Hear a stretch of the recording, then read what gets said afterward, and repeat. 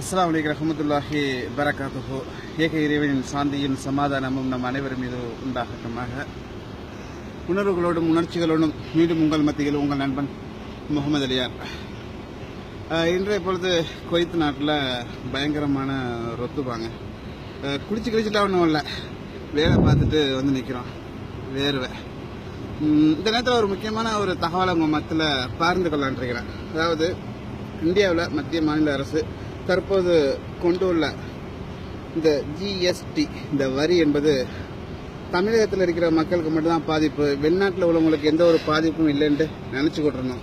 அது தவறான கருத்தாக இருக்குது. ஏன்னு சொன்னால் தற்போது நம்ம பார்க்க போகிறோம்னு சொன்னால் வெளிநாட்டில் உள்ளவங்களுக்கு ஒரு சாதாரண ஒரு கார்க்கு நம்ம அனுப்புகிறோன்னா கூட கிட்டத்தட்ட 2000 ரூபாய்க்கு மேலே உள்ள பொருளாக இருந்தால் 47% இது வரைக்கும் நீ என்ன செய்ய வேண்டிய இருக்கு, வரி கட்ட வேண்டியிருக்கு. அது போக 2000 ரூபாய்க்கு மேலே போயிட்டுன்னு சொன்னால் கிட்டத்தட்ட 47% வரைக்கும் வரி கட்ட வேண்டியிருக்கு, இந்த ஜிஎஸ்டி வரின்ட்டு.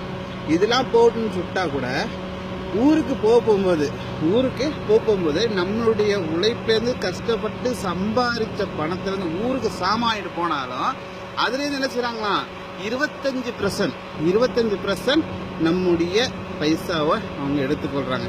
இதெல்லாம் எப்படி சொல்கிறேன்னு தெரியல, ரொம்ப கேவலமாக இருக்குது. ஏன்னா இங்கே உள்ள கிலோமீட்டர் பாருங்க, இங்கே குளிச்ச மாதிரியே இருக்குது. ரத்த வேறு கஷ்டப்பட்டு சம்பாதிக்கிற எங்களுடைய காசை கவர்மெண்ட் கிட்டத்தட்ட என்னுடைய தாய், தாப்பம், மனைவி, மக்கள், குடும்ப, சொந்த பந்தங்கள் யாரும் சாப்பிட்றதுக்கு முன்னாடி கிட்டத்தட்ட 12% எங்களுடைய பைசாவை எடுத்துக்கிறாங்க வரின்ற பேரில். இதெல்லாம் பத்தான்னு சொல்லிட்டு ஊருக்கு கொண்டு போகிற சாமான்லையும் இந்த ஜிஎஸ்டி வரின்னு சொல்லிட்டு 25% எடுக்கிறாங்களே.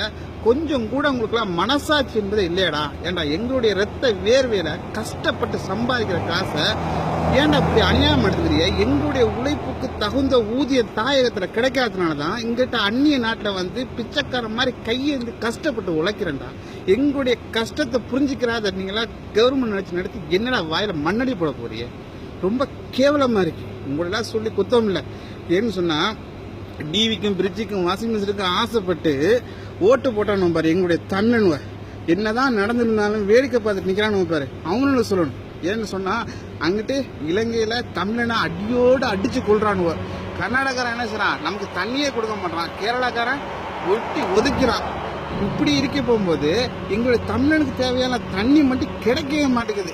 ஏன்னு சொன்னா இதுல ஒரு அதிசயம் என்னன்னு பாக்கணும்னு சொன்னேன், பெப்சிக்கும் கொக்கோ கோலாக்கும் பீர் பேட்டரிக்கும் எங்க இருந்தா தண்ணி வருதுன்னு தெரியாது.